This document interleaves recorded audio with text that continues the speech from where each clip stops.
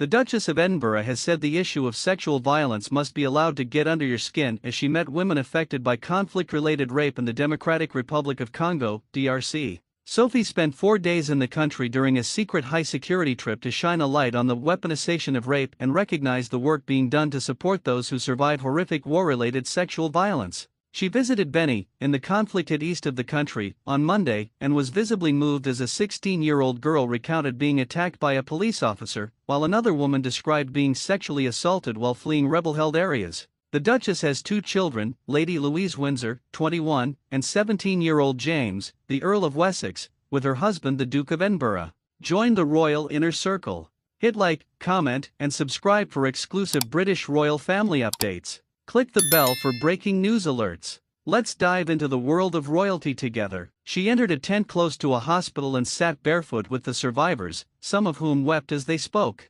During a visit on Wednesday to the Panzi Clinic in Kinshasa, which provides care to survivors of conflict-related sexual violence, she watched as a 5-year-old girl underwent surgery by Nobel Peace Prize winner Dr. Denis Mukwege. She was joined by Alison King, the UK ambassador to the Democratic Republic of Congo. The Duchess told reporters afterwards, "You have to really question yourself and go, how can we have reached a point where rape is just accepted as a part of daily life? So it's horrible to hear their stories, but each one deserves to be told and each one deserves recognition, so I don't make light of any of them and I just wish we didn't have to hear them, but it's important that we do." She went on, "I think you have to allow this issue to get under your skin. And there is only one way to achieve that. You really have to go and see it for yourself. You have to understand the environment in which people are living and sit with these people, where they come from. Don't make them come to you, you have to go to them. And you have to understand where they live, the circumstances that they're in, what has brought them to the moment that I am with them and what their futures may or may not hold, and unfortunately what they might not hold is often the case."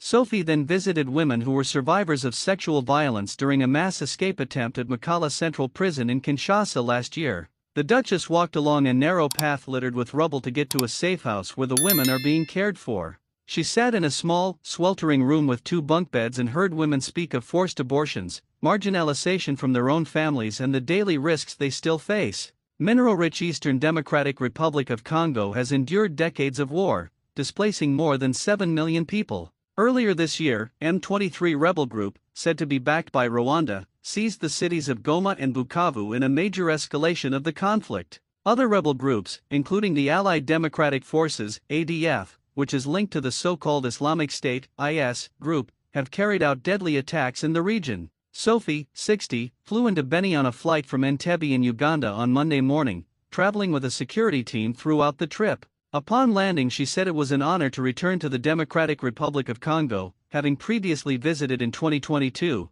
though she added, "I wish it was in happier times." At a Danish Refugee Council-run safe space for women in Beni, which receives funding from the UK, one woman told Sophie that women are likely to be raped when they seek firewood. Another woman, aged 24, said she made a 3-day 40-kilometers journey to Beni with a baby and her family members after ADF members set houses on fire. She told the PA news agency via a Swahili translator that the safe space helped her recover from the mental health issues she suffered as a result of the conflict. One woman told of traveling from near Goma through rural areas to Beni amid M23 shelling in June, while another said she worried that Beni could be next taken by militant groups. Earlier, the Duchess had met women peacekeepers, telling them she returned to the Democratic Republic of Congo because the conflict requires resolution and that she plans to visit again. One woman was heard passionately saying that the UK was complicit in what was happening for not being tough enough on the Democratic Republic of Congo's neighbor Rwanda. Sophie later told the woman that she was doing all she can to shine a light on what was happening in the conflict.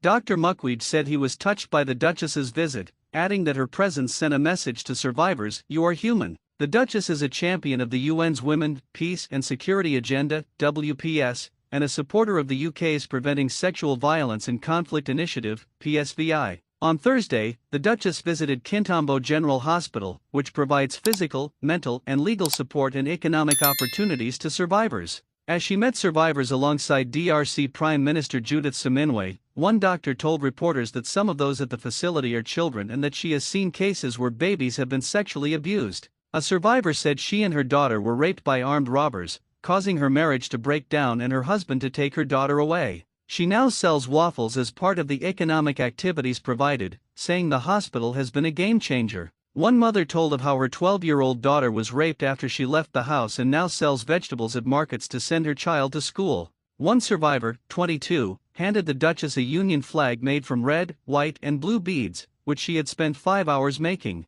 Sophie later met DRC President Félix Tshisekedi at his office where they exchanged pleasantries in French. Thanks for watching. Don't miss out on royalty. Like, comment, and subscribe. Hit that notification bell for exclusive updates. See you in the next video.